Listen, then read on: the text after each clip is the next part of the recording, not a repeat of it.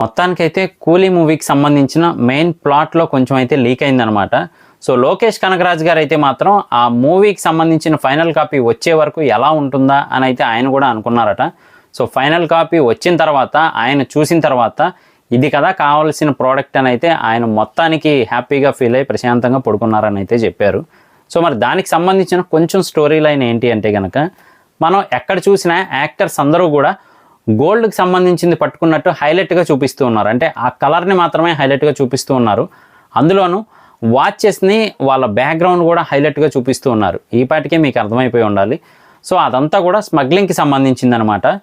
మరి ఆ గోల్డ్ వాచెస్లో వాటిలో ఉన్న టెక్నాలజీ ఏంటి, దానికోసం వీళ్ళందరూ ఎందుకు ప్రయత్నిస్తున్నారు అనేది మెయిన్ కథాంశంగా ఉండడంతో పాటు మన రజనీకాంత్ గారు అంతకుముందు ఏదైతే మిస్ అయ్యారో దాన్ని తిరిగి పొందడానికి, అలాగే వాళ్ళ టీమ్మేట్స్ ఎవరైతే ఉన్నారో వాళ్ళందరినీ మళ్ళీ కలుపుకోవడానికి జరిగే ప్రయత్నమే ఈ కూలీ అని అయితే అర్థమవుతుందన్నమాట. మరి ఈ కూలీ సినిమాలో ఎవరి క్యారెక్టర్ ఏంటి అనేది మాత్రం ఇంకా ఫుల్గా తెలియాలంటే మనకి ట్రైలరు మూవీ రిలీజ్ అవ్వాల్సి ఉంది. ఇందులో మన నాగార్జున గారు, ఉపేంద్ర గారు, అమీర్ ఖాన్ గారు ఇంకా చాలామంది అయితే నటించారు. సో వాళ్ళందరి క్యారెక్టర్ డిజైనింగ్ కూడా మన లోకేష్ కనగరాజ్ గారు చాలా అంటే చాలా కేర్ తీసుకొని అయితే డిజైన్ చేశారనమాట. సో మరి మన రజనీకాంత్ గారు మళ్ళీ వాళ్ళ పాత టీమ్మేట్స్ని కలుపుకొని తను అనుకున్న స్థానానికి వెళ్ళగలిగారా, అసలు ఏం జరిగింది, ఆ వాచెస్ లోపల ఉన్న టెక్నాలజీ ఏంటి, ఇదంతా మెయిన్ కాన్సెప్ట్గా అయితే ఉండబోతుందన్నమాట. ఈ కాన్సెప్ట్ని తీసుకెళ్ళి ఎల్సీయూలో కలుపుతారు అని అయితే టాక్ వస్తూ ఉంది. కానీ లోకేష్ కనగరాజ్ గారు మాత్రం ఎప్పట్లాగే ఎల్సీయూకి దీనికి సంబంధం లేదు అంటూనే ఉన్నారు. కానీ వన్స్ ఇది కానీ ఎల్సీయూలో ఒక పార్ట్ అయితే మాత్రం నెక్స్ట్ లెవెల్లో ఉండబోతుందని చెప్పి అయితే అర్థమవుతుంది. థియేటర్స్ అన్నీ కూడా షేక్ అవుతాయని అయితే చెప్పచ్చు.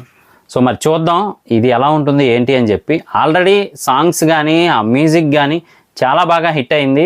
అలాగే సినిమాకి విడిగా హైప్ క్రియేట్ చేయనక్కర్లేదు, ఆటోమేటిక్గా రజనీకాంత్ గారు మంచి పీక్ టైంలో ఉన్నారు ఇప్పుడైతే మాత్రం. సో ఓవరాల్గా అయితే మాత్రం స్టోరీ లైన్ చాలా డిఫరెంట్గా ఉందని అయితే చెప్పొచ్చు అనమాట. మరి ఆ స్మగ్లింగ్ ఎందుకు జరిగింది, దాని ద్వారా అసలు ఏం చేశారు ఏంటి అనేది మాత్రం మనం మూవీలో చూసి తెలుసుకోవాల్సిందే. అలాగే లోకేష్ కనగరాజ్ గారు కూడా ఈ మూవీ మీద చాలా కాన్ఫిడెంట్గా అయితే ఉన్నారు. సో చూద్దాం ఎలా ఉండబోతుంది ఏంటి అని చెప్పి. ఇలాంటి లేటెస్ట్ అప్డేట్స్, మూవీ రివ్యూస్ అన్నీ మన ఛానల్లో వస్తూ ఉంటాయి.